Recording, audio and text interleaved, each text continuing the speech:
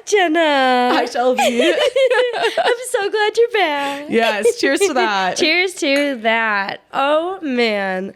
We've got a fun one coming up today. Yes. And I'm so excited because we have another fun episode for next week that you guys just need to stay tuned for. Mm-hmm. But today's book is Chasm by Stacey McEwan. Finally getting it right. Whoops. Finally getting it right. And I'll ask her. I don't actually know if that's perfectly correct, the way that we're supposed to say it. So we'll just have to find out. We'll get a learning lesson. But yes, this book. Also, this is the beautiful, if you're looking at the video, this is the Lit Crate version of it, which is sign. A sign, and it's got the beautiful edges. And it's got the edges, and it's got the foiling. Oh my God, it's awesome. Is so gorgeous. It's so pretty. It is so gorgeous. So what'd you rate this book? 5 stars. Me too. When we read Ledge, and that had to have been almost a year ago at this point. It was almost a year ago, yeah. And both of us were like easy 5 stars to Ledge too. And Chasm, I swear, was even better than Ledge. I loved everything about this book. I do too. I do too. Read it in less than 24 hours. That is insane. Oh my gosh. I loved this book. What about you? What did you rate it? 5 stars. So easy 5 stars too. And I felt like since it had been so long since we read Ledge, I was like, oh man, I'm going to come in and I'm not going to know what's happening. I thought the same thing. But honestly, she did such a good job of like giving you pieces of what had happened before. Yes. Amazing. 1000%. I actually had the same thought while I was reading it because there's like, it's a fine line to walk of some authors will just pick up the story exactly where the last ended and just go. And if you didn't read the other one recently, it's kind of hard to like get back in the groove of it. And then there's some authors that like repeat almost too much.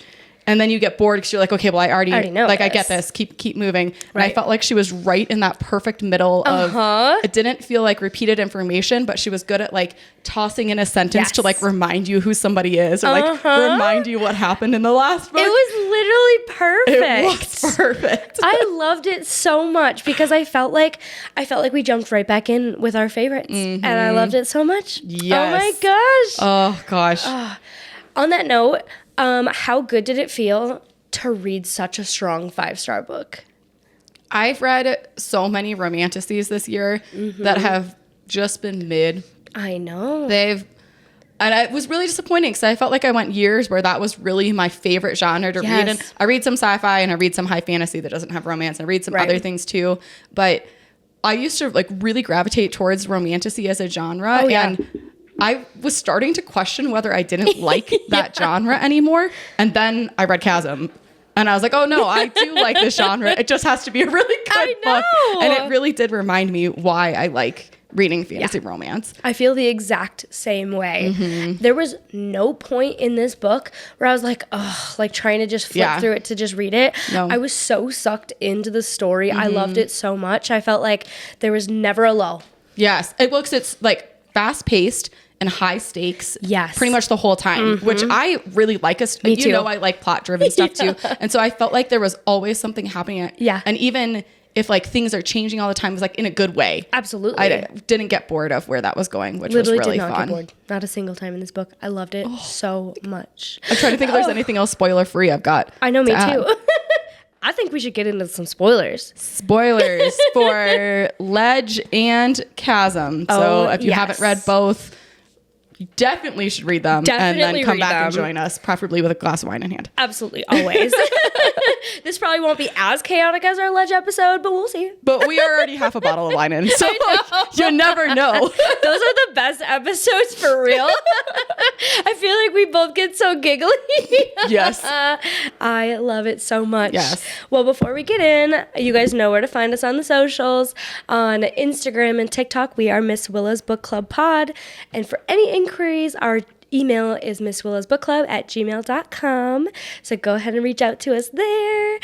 All right, let's get into some spoilers. I can't wait to talk about it. Oh, yes. Okay, I don't even know where to start. What you got like favorite scene? Is there one that really sticks out above all else? Oh my gosh, I think my absolute favorite scene was when Baltise tells her that she's got like dual magic and they're fighting. Yeah. The mage blood. I did not see that coming, and I was so surprised. Yeah. Because like looking back, like Stacey definitely gave us some clues on like, well, there was light, there was different, but like while I was reading it, I didn't catch it. But as soon as she said it, I was like, oh, we definitely got those clues. Yes. Well, and because we got the clues even in book 1 where Baltise is like, I don't know what you are. Like Baltise does keep coming back to Dawson and being like, I don't know what you are. There's something weird going on. I can't put my finger on it. Even during Ledge too. So then having the satisfaction of realizing, like, I kind of got the sense that maybe that's what was going on. Yeah. But I didn't know. Like, I didn't know if that was really it, or I thought maybe it was like maybe a mates thing was going to come up or something. I like, did too. There was so much other stuff that I wasn't sure if that's exactly what it was. So it was satisfying to be able to think back to those little sketchy moments, but have it still feel like enough of a surprise to be like a satisfying twist. Definitely. I loved it. And the way that she did that too, like there was one sentence, kind of like you were saying earlier, she'll put in one sentence where it's like, oh yeah, she was like, oh yeah, because when I first met her, she did say XYZ, and I was like, oh, she did. The reminders, that's what I'm saying. Like it was the perfectly dripped little bits of reminders along the way. Which was good, because especially like the difference between the two human queens. Yes. I'm glad that she kept giving us a little bit more context when she was bringing them in, because I would not have remembered the difference between, was it Cressida and Elvira? Yeah, Elvira. Yeah. I would not have like totally remembered what that dynamic was. No. So that helped. I think that helped my enjoyment of the story so much more. And I'm glad that we got a little bit more of a background with Cressida, because I was like, oh no, she's just mean and nasty. And now you're like, wait, there's a reason why she's mean and nasty, and she did it all for love, and then it just came back and kind of bit her in the ass. I know. How sad. Just, I know that you read or that you watched Bridgerton recently. Yeah. I don't even remember what the description of what Cressida is supposed to look like, but all I could picture was the Cressida from Bridgerton. My God. Wait, that's actually hilarious. Because she's like the same type of character, right? She's a little bit bitchy, but kind of she was put in a bad position, and she's just trying to make it work like as best as she can for herself, right? Yeah, definitely. And so even because I saw them as so similar, I just like kept picturing Cressida's like crazy hair in my head as the queen is walking into the dungeon. Oh my God, that's hilarious. That makes me just picture like those skirts too, where they like can't really move. Yes. Absolutely. That is really 100% the picture that I had in my head of her. I couldn't get rid of it. I pictured I kind of pictured like the evil stepmother from Cinderella. That's kind of what I pictured. Yeah. Oh my I probably should have pictured them as older, but for some reason in my mind, they were both young. I love it.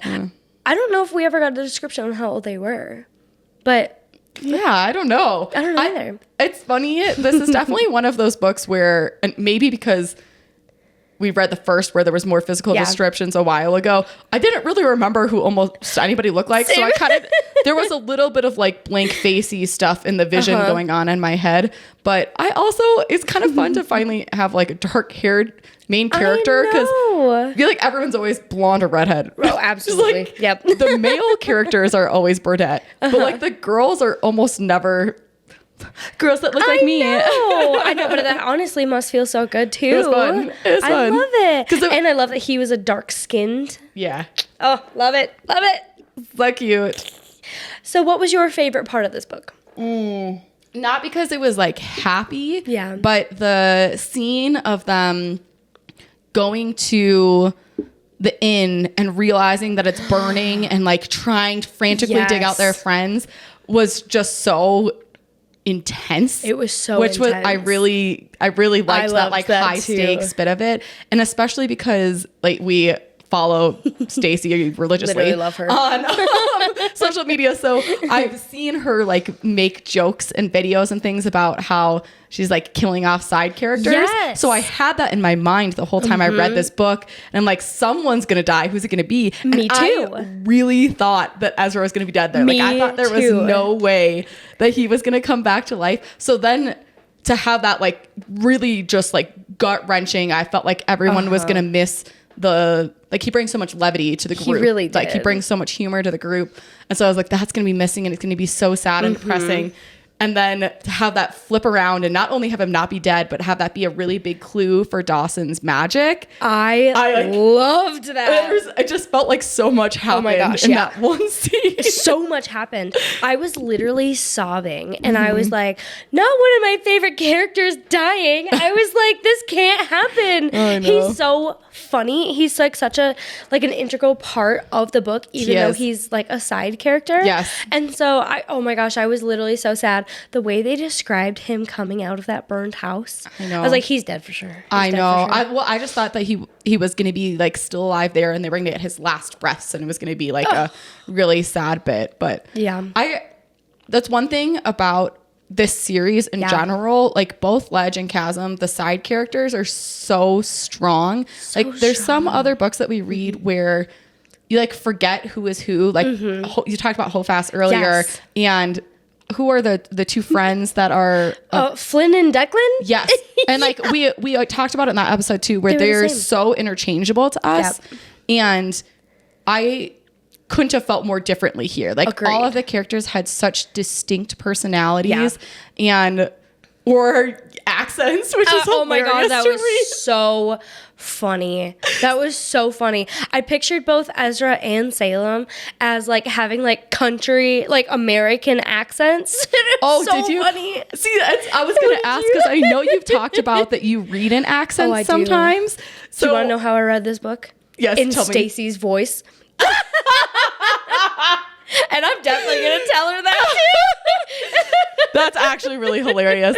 No, it's funny because I didn't see Salem's voice. That's he's the one who's written more distinctly accented, you know.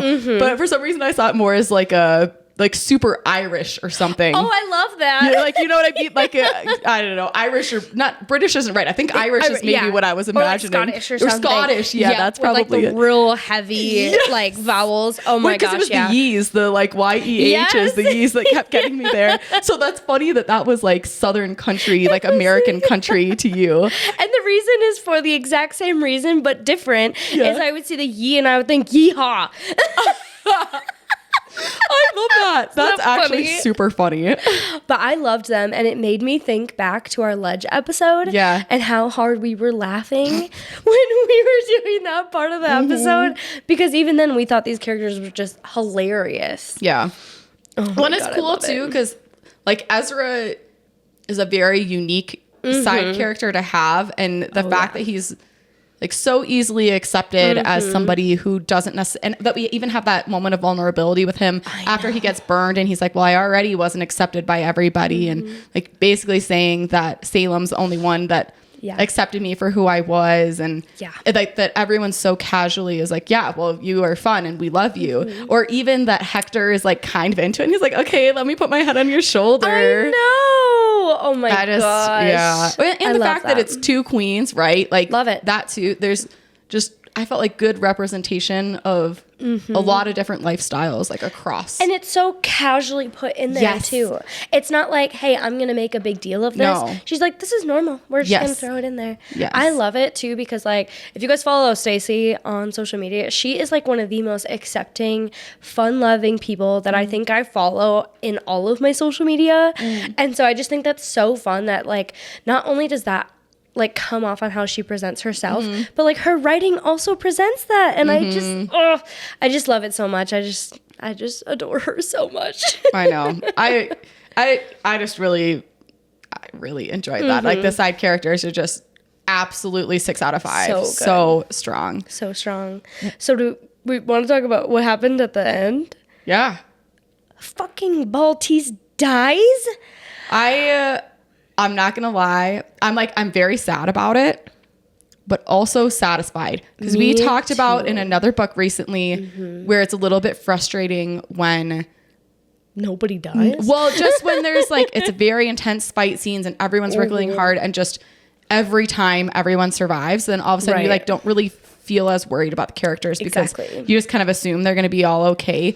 And so as there's that like intensity of like, you know, they're going up and down and they're picking up the humans, and which they're that like imagery, oh my god, so good, so intense, and the fact that you realize you're like, she knew her boundaries and she made the conscious choice to be like, I'm going to save you guys and bring you back down here, knowing that that's probably the end of what I have to give. Yeah.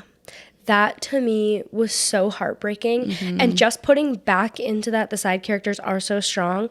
Like, we've been seeing this relationship develop between all of our characters and Baltise, because like in the beginning, she wasn't like head over heels for any of our characters.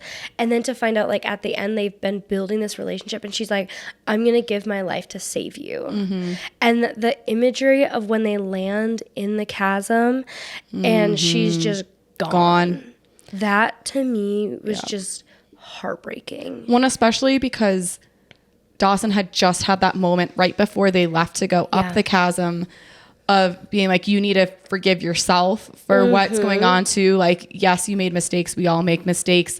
And like the sadness of feeling Baltise be like, no, I really don't think I'm ever going to be able to forgive myself. I'm just going to do the best I can to try and add the most good I can in the world. And so at least to have that moment end of what she did. Yeah. All of the humans survived. Every human on the ledge survived because of her sacrifice. Oh, now we're going to cry. It was so sad. I know. I literally finished the book today too, so I'm like, it's like so still fresh. I'm literally gonna cry. It was so good. I just thought it was so sweet.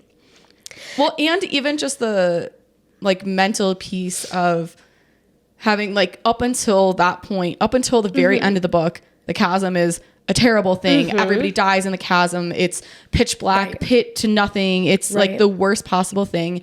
And then you get to this point where everyone has landed in the chasm, and all of a sudden now like there's a light literally a light at the end of the tunnel. Like there's hope. This is now their hope. This is their walking to hope through the chasm. That's what's saving them. And oh my gosh, I loved that arc. I loved it so much.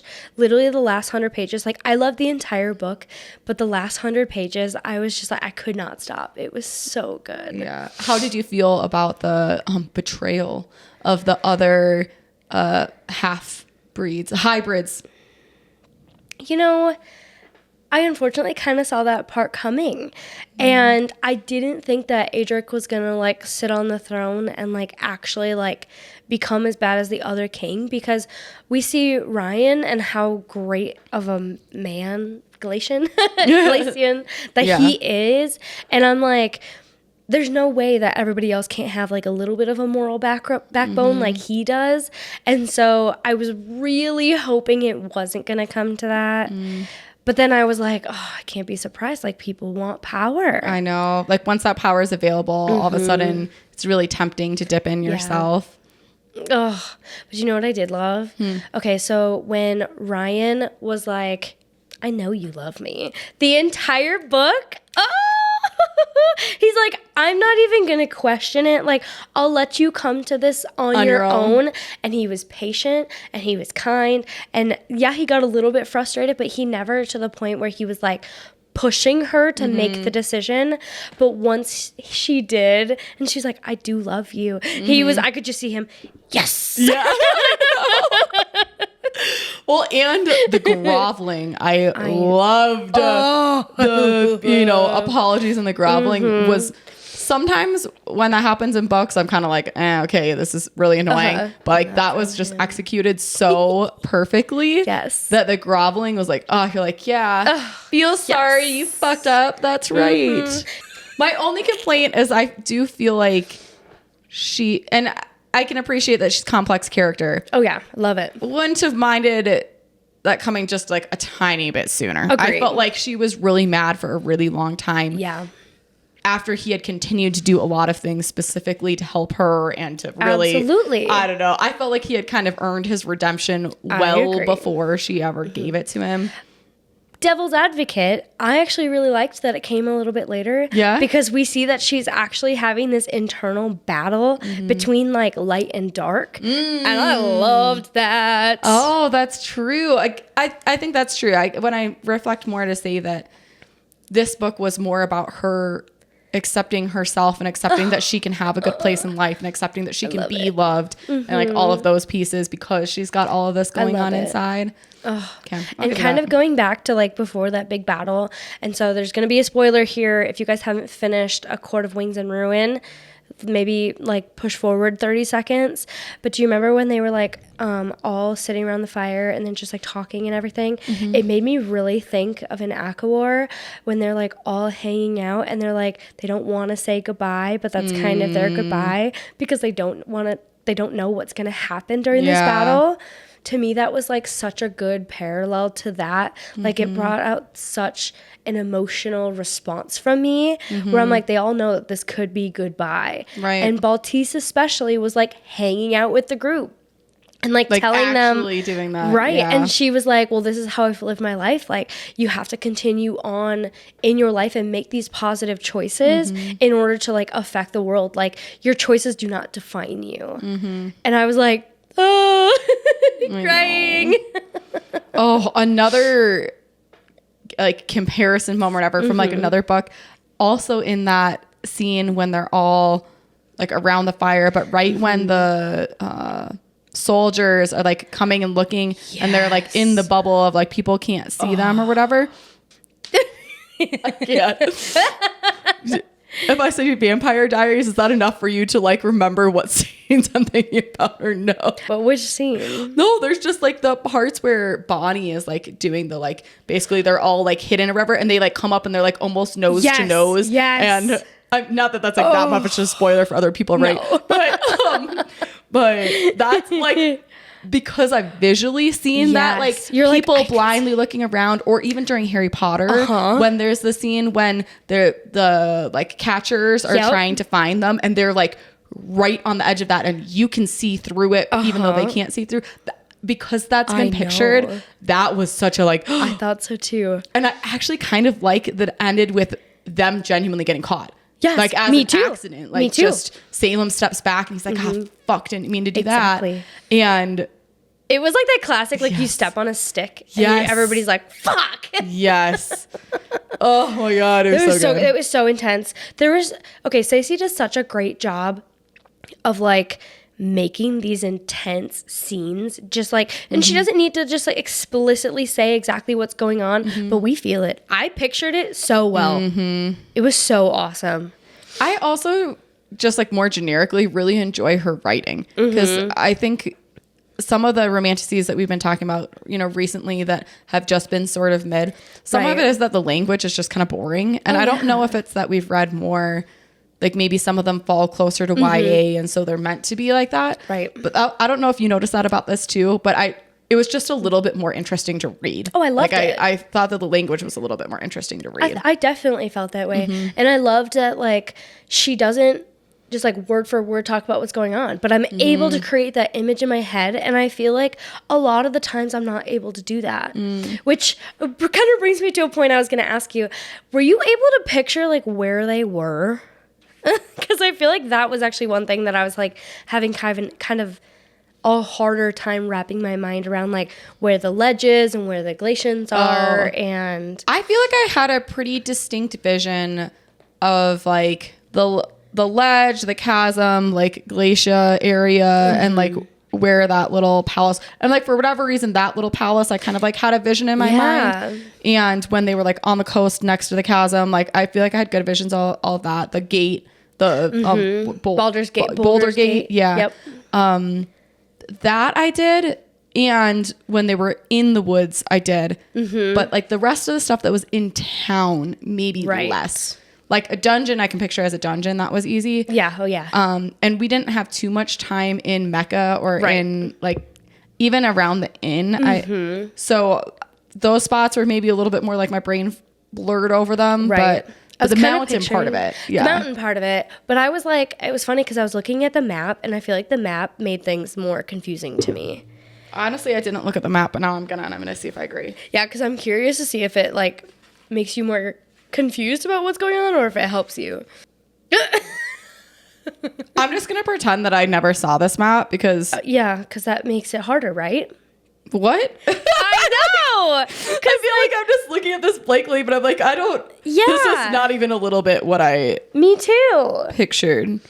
Because maybe it's like an elevation thing is probably why the map isn't really like.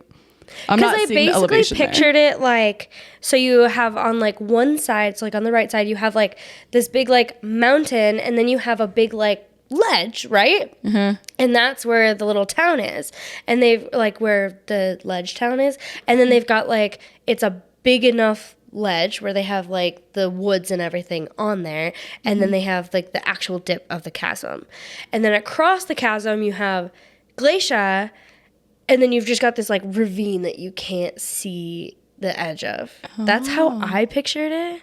I feel like now I, like, want to get a whiteboard and write on it. I know, so I me feel like too. It'd be so fun. I feel like what I pictured was starting sort of the same. Like, think of it as a really big peak. But I saw it as, like, a very tiny, narrow but long ledge. Okay. Like, I was thinking of it as, like, you really are always feeling like you're on the edge. So, like, yeah, there's trees and stuff, but, like, you're always constantly having to think about where this chasm is. Oh, yeah. So I pictured it as, like, you have a full mountain like this, and there just happens to be a gap straight down.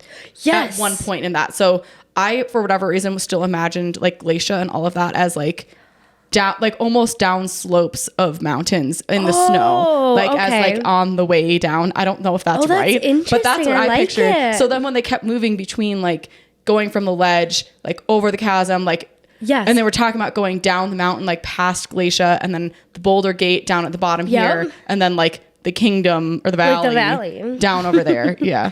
And then I imagined like where they were in like towards the end, the very end, as like this side of the mountain. So then they were looking like into the chasm from the side, and then this behind me is like where the ocean is. That's what my vision was. That's so interesting. Because I was kind of picturing like two mountains, and then they have ledge, and then it's just like a drop, and then it leads into the ocean. I was thinking of it as like a crack in the mountain. Oh, and I think that's what it actually was described as well. That's so fun. It's so fun to hear how different people picture the same imagery. I love it so much. But that's why I think that this was so good, is because even though it wasn't like 100% described, I feel like people are able to like create that picture in their mind. Mm-hmm. It's literally the perfect example of like show don't tell. Yes, I agree. She is amazing. I am so shocked that this book is not more popular on TikTok. I am too. I don't really know. And not that the rating is bad, but I'm kind of surprised the rating isn't higher. I know. I just, especially for how much people love Powerless. Like, how do you love Powerless and not love Ledge? Exactly. I feel like Ledge is just like such a higher quality book. It was such an easy 5 stars for us last year. And even this one is better than Ledge. It's so good. It is so good. So excited for Valley. Oh my God, me too. I'm literally so excited. Which brings me. Yeah, we got a lucky duck over there. I'm so excited. I got an arc of Valley, and I'm like literally like, I know. I'm dying. I'm so jealous. I'm so excited. Oh my God. I'm excited for you though. I'm jealous, but I'm excited for you. I know. I think it's going to be really fun. I think it's going to be just like a fun read. And now, so we were kind of talking about earlier, I feel like, so I was 100%, I was 100 pages before the end of it. Mm-hmm. And I was like, where is this story going to go? Because I wasn't sure if they were going to go from like, going through the chasm is going to be the next book, or trying to get them to do the chasm is going to be the next book. And so I was just like, where is this going to go? And I'm really excited for where it left off, because now I feel like we have this whole problem that we're going to have to go through, this whole next adventure for the end of the series. I really like that we got a chapter from Ruby's point of view, because now it's like we have that extra layer in there. Well, and because like, I did like that she confirmed for us that Ruby was not a traitor. That even if people were really thinking that was the case, that Ruby really was on their side. And I think because we got that chapter from her point of view, it like reminds you that there are still these people struggling on the valley. So while we've sort of solved one problem and great, we have a vision for them, like there's still more to help in the world. And so to your point, I think it's set up well, because I don't want to say there was a little bit of a resolution, but kind of at the end of this book, like you feel like you're starting to actually make progress in the world, but there's so much left to solve that it Agreed. felt like there was enough content for another book. Absolutely. And I'm just so excited for the next adventure, for the next book too. And I feel like one of the things that we have with a lot of series that we read is you have this second book syndrome. I do not feel like we got that with this book. No. I feel like this book was so much better than Ledge, and we freaking adored Ledge. I agree. I did not feel like it slowed down during this one. And I think because we get like a little bit of an arc in all of them. Right. You know, like it feels like a complete story in all of them too. It's so fun. In a good way. Oh, I just love it so much. Spice. We haven't talked about that. I'm just curious to say, so I felt like Ledge was a little spicier than Chasm. I agree with you. Tell me your thoughts on that. It's funny because going back to our Ledge episode, like that was something we were super giggly about is how good the spice scenes were and how good that cave scene was. And so I was a little bit surprised, but I wasn't mad at it. Yeah. I'm with you. Honestly, I felt like it wasn't 100% fade to black, but it was such a, like, I don't want to say sped through, but you know what I mean? Right. It was a short scene, but like in a good way. I kind of liked that the focus wasn't on that. And I didn't feel disappointed because it wasn't like a what did Lorcan do sort of moment. It was exactly. But oh my God, that's such a good way to put it. I felt like content with how the scene ended. But I did also notice, I was like, I kind of remembered there being some spice in the other one. And I actually like didn't mind that we Me too. Just like lost past that and got back into the story. Me too. And it's funny because I usually like look for that up. But this time, I was so excited that it was just like based on the story. And I felt like we still got those emotional aspects from our characters. And so it wasn't as hard of a loss, I guess. Yeah. And when the story is just that good, it doesn't matter as much. Well, and I think because we got a lot more like emotional satisfaction, like Dawson and Ryan on the beach when she finally is like admitting that she loves him. And to your point, you get the like, yes, she loves me. And so I think some of those moments were like, they satisfied that craving. Oh, yes, they absolutely did. I know. I wonder if Valley is going to be spicier. Like I wonder too. I don't know. And I love that there was like, because I don't love the third act breakup trope. I really loved that it was like consistent the whole time, and then she was like, you know what, I'm actually like, I'm done questioning, like this is how I feel, right? And so it was kind of like the opposite. It was like a third act like get together. Well, because the like breakup I think happened earlier because of his, I felt like betrayal was like a hard way to put that. It was more maybe he just wasn't super transparent about the situation before, but even in the, like, they're still traveling together and working together, and all of the times where she's trying to like understand her own feelings. Definitely. So it didn't feel as obnoxious as a third act breakup for miscommunication or something, you know? And so I agree. I didn't feel the same as that type of trope. Right. In general, well, there are some tropes expressed in the book. It was really cool that Chasm didn't feel trope-y. 100%. That makes sense. It was like the tropes were so built into the story that it just flowed so naturally. Because like some of the books that we've read recently are like solely based on tropes. Right. And I don't always love that. And it's not just fun to read because it's like trope after trope after trope. And like that's just what you're trying to do. And so the plot kind of falls behind. I did not feel that way with this one. I agree. It feels like a book that you pitch for the plot or for the relationships or for how strong the characters are. And you don't pitch it as like, this is an enemies to lovers and this is a like this and this and this. Like you don't market it that way. You market it like it's a holistic story that maybe has some moments in there that you could align with some tropes. Which honestly just speaks to Stacey's writing so well. Like she is just, she's amazing. I cannot wait to see the work that she just continues to put out. I know. I'm really hoping in Valley that we get a, I don't know, like good resolution on what they're going to do with the pool. That's the biggest thing I'm really curious about, because we have like 2 unresolved villains, let's say, right? We've got the human queens that are trying to ignore that the people of the ledge even exist, and they're just being shitty on that. Exactly. And then we have these now sit-ins of the hybrids that have basically just replaced what the Glacians were doing before, and they're using the pool, but they're not going to have the bodies to put into the pool. And so I'm very excited to see some resolution on that. I cannot wait to see how both of these storylines come together and how they resolve themselves. I think it's going to be so fun. But I think it's going to be harder without Baltise now, because Baltise was one of the women that made the pool. Exactly. So now I'm like, what are we going to do now that we don't have her knowledge of how that even came to be? Exactly. Look, hi, sweet girl. We have a little four-legged friend join us. She's like, hi guys, give me attention, give me some love. She's like, there's my tail. Okay. Pet my butt. God, she's so cute. Yeah. So I'm super excited. I feel like this ended off on such a high and a low where I'm like, oh my gosh, I'm invested. And I'm so glad that the third one comes out literally in the middle of September. So I'm just so pumped. I'm so pumped. Oh, the only question I didn't ask you yet. Did you ever actually think Ryan was dead? Yes.